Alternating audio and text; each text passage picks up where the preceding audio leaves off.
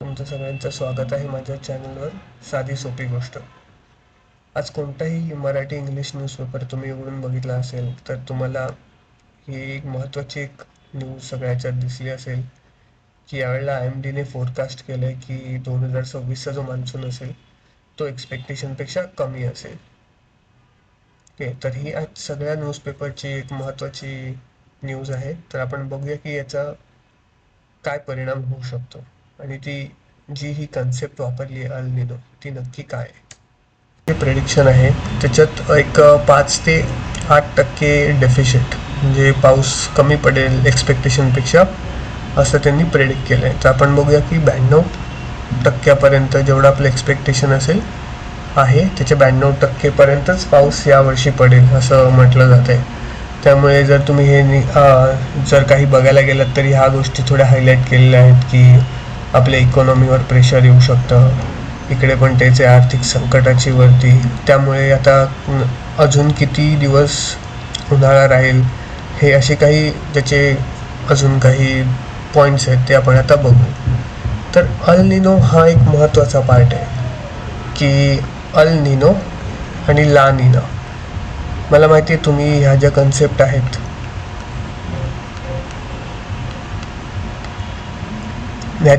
आहेत ह्या तुम्ही शाळेत भूगोलाच्या विषयात नक्कीच तुम्ही ह्या शिकला असाल. पण ह्या एक्झॅक्ट काय होतात आणि ह्याचा इम्पॅक्ट काय होतो आपल्या भारतावर आणि भारताच्या मान्सूनवर ते आपण आधी बघूया. आता हे बघा, हा आपल्या इकडे भारत देश आहे. भारताला 95% पाऊस हा मान्सूनपासून मिळतो, जो आपला जून, जुलै, ऑगस्ट, सप्टेंबर हे 4 महिने धरले जातात. ओके, हे मान्सूनचे जे वारे आहेत, मान्सून हे काय आहे तर वाऱ्यांचा प्रकार आहे, असं वेगळी काही ती गोष्ट नाही आहे. तर वारे जे बाष्प घेऊन येतात त्याची ती कन्सेप्ट आहे. तर बघायला गेलं तर आपला देश हा इकडे आहे. ओके, पण हे जे अल निनो आणि ला निना हे जे प्रकार आहेत, हे जे कन्सेप्ट आहेत, त्याचं सोर्स ऑफ ओरिजिन हे इकडे आहे. हे जे पेरूच्या जवळ जे साऊथ पॅसिफिक ओशन आहे ते त्याचं इकडे सोर्स आहे. याची आत्ताची म्हणजे मार्च एप्रिलमधली स्थिती काय आहे याच्यावरून भारतात पुढील 4 महिन्यात म्हणजे जून, जुलै, ऑगस्ट, सप्टेंबर ह्याच्यात पाऊस किती पडला जाईल हे प्रेडिक्ट करता येतं. तर नॉर्मली ही जी स्थिती आहे अल निनोची ही 3 ते 4 वर्षांनी प्रत्येक वर्षी रिपीट होते असं हिस्टॉरिकल डेटा सांगतो.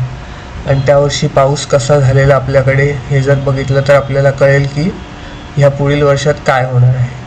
तर आता एक समजूया, हे जे समुद्र आहे, ओके, तर असं समजा की हा एक लाईक इझीसाठी एक स्विमिंग पूल आहे. ओके, तर आता ह्याच्यात काय होतं, 2 प्रकारचे पाण्याचे लेअर असतात.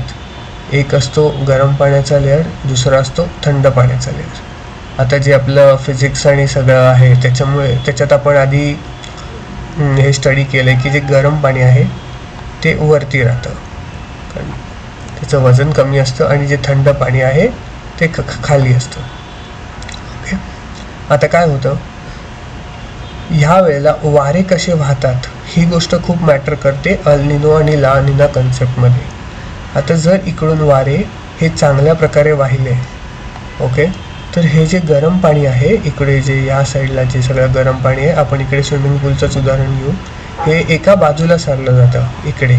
ओके, आणि त्यामुळे जे थंड पाण्याचा लेअर आहे तो वरती येतो.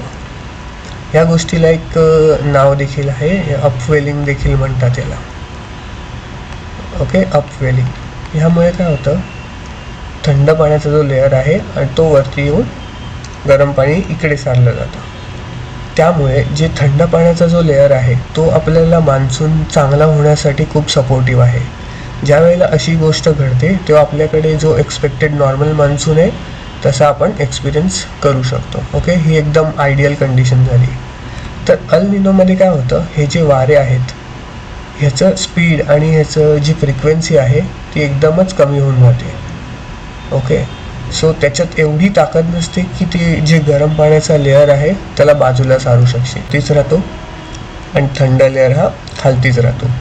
आता हा जो गरम लेअर आहे ह्याच्यामुळे जे आपल्याला भारतात इकडे जे मान्सूनचे वारे यायला जी पोषक परिस्थिती लागते त्याला सपोर्ट करत नाहीत. आणि त्यामुळे हे जे मान्सून वारे आहेत ते डिले होतात किंवा त्याचं प्रमाण खूप कमी होतं, ज्यामुळे भारत आणि हा जो परिसर आहे, फक्त भारत नाही, हे सगळं जिकडे पण मान्सून डिपेंडंट आहे जे पण देश, श्रीलंका वगैरे, त्या देखील एशियामध्ये जे पण आहेत त्या सगळीकडे परिणाम हा होतोच होतो.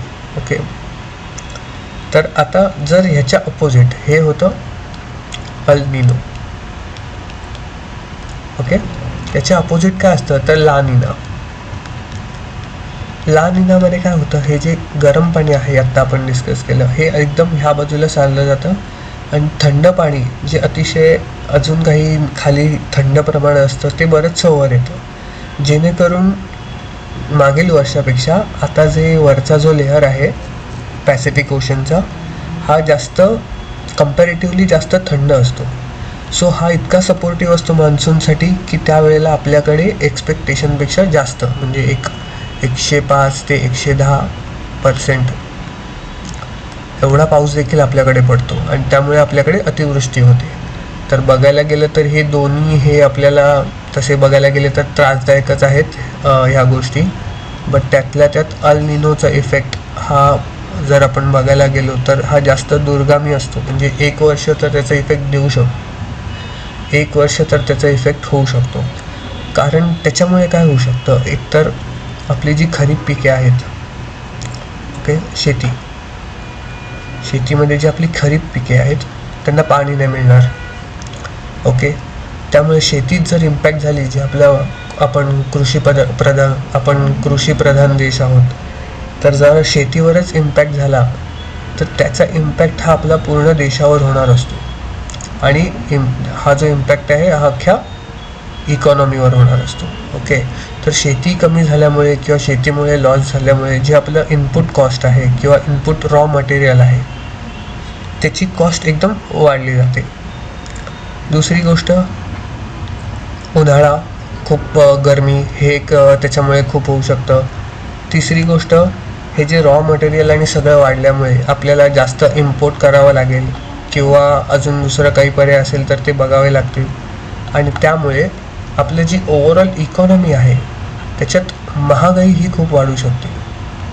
आता महागाई म्हणजे आता जर तुम्ही बघितलं की आता जे युद्धामुळे चालू आहे ते तर चालूच आहे, प्लस मान्सूनचं काही जे प्रेडिक्शन आहे तसंच जर झालं तर त्याचा इकॉनॉमीवर देखील फरक पडेल आणि ह्या सगळ्या गोष्टी इम्पॅक्ट करू शकतात.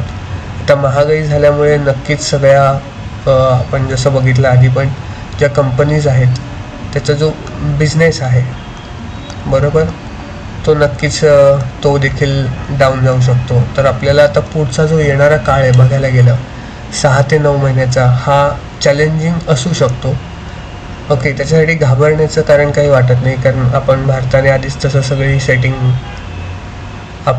तशी सगळी योजना करून ठेवलेली आहे, कारण हे आधी पण झालेले आहेत या गोष्टी.